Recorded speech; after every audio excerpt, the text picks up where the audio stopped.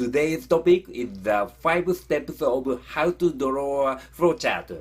Also, try the free flowchart template from the link in this video's description.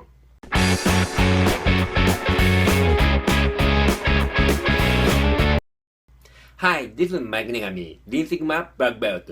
In the improve phase, you made a high-level process map using a value stream map. Then you can use a flowchart for designing more detailed processes of your new business flow. You can also use a flowchart for many situations, such as describing current detailed processes, using it as SOP, standard operating procedure, and so on. Just click the link in this video's description to download the flowchart template. This is the template.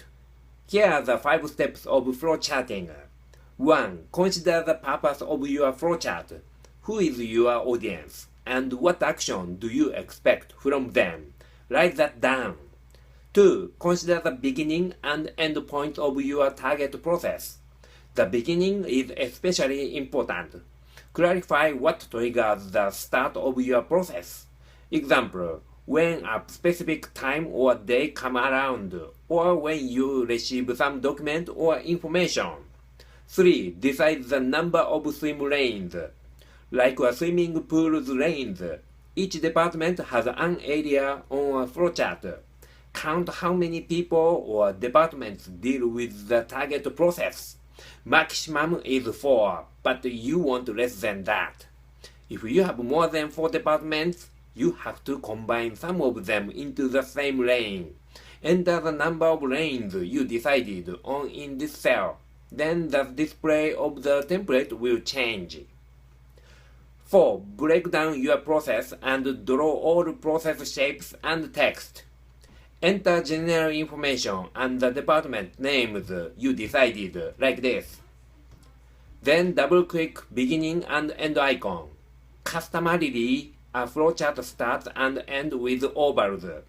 Enter the process trigger, or just start. In my example, a delivery driver brings the turned product is the beginning. Next, double-click process step icon and enter each step's content in each box. Usually, you omit the department name from the box.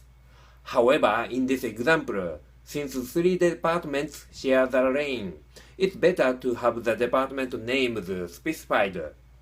Double-click arrow connector icon and connect boxes.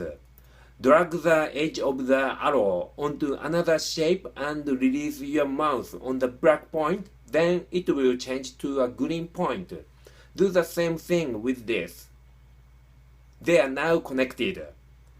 Some steps have different outcomes depending on each situation. In that case, double-click decision icon. Here I entered purchaser checks if they are receivable or not, and restockable and unrestockable. If you want to use other flowchart shapes, in the menu, click Insert, Shapes, and there is a flowchart section. Select and use a shape that you like. As a good practice, don't mind position arrangement at the beginning, but fill out all shapes and text like this. 5. Lastly, lay out all shapes, positions, and arrows, then it will be complete. There are 2 Excel tips here. We would like to straightly align these shapes. While pressing the Ctrl key on your keyboard, click all the shapes. Select Drawing Tools format. Align. Align center. You can get that done very easily. For the second tip, since all arrows have connectors, these straight lines don't look nice. Right-click on the line and select Connector Types, Straight Connector. It will become a straight line. After completing all steps, you are done. I'll introduce the last icon. You may have a process that you can't complete in one page and want to continue to the next page. In that case, double-click the 2 other page icon. You'll get a circle icon. Connect this to the process. Scroll up and take a good look. The next page was generated automatically. You can continue your work on this. We've learned how to draw a flowchart, which is used very frequently.